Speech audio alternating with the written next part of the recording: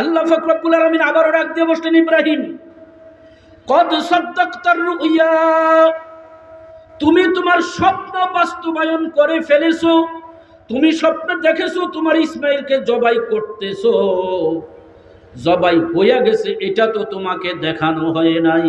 সুবহানাল্লাহ।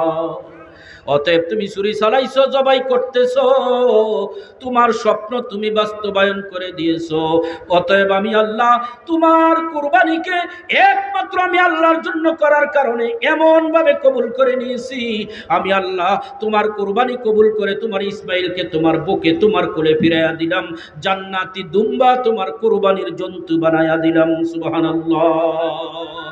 ও ইব্রাহিম, তোমার মতো এরকম ইখলাস ওরা কুরবানি যারা হবে, তোমার আদর্শে আদর্শবান হইয়া কুরবানি যারা করবে, ইন্না কাযালিকা নাজজিল মুহসিনিন, কিয়ামত পর্যন্ত আনেওয়ালা আমার যত বান্দা বান্দীরা এরকম ইখলাস নিয়ে একমাত্র আমি আল্লাহর জন্য কুরবানি করবে, আমি আল্লাহ তার কুরবানিটা কেমন ভাবে কবুল করে নিব, কুরবানির দেওয়ার সাথে সাথে আমি আল্লাহ তার জীবনের সমস্ত গুনাহগুলি মাফ করে দিব।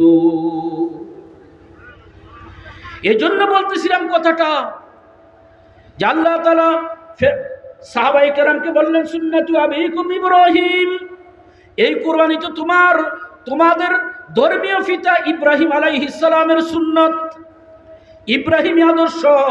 অতএব আমরা যারা কুরবানি করব আমাদের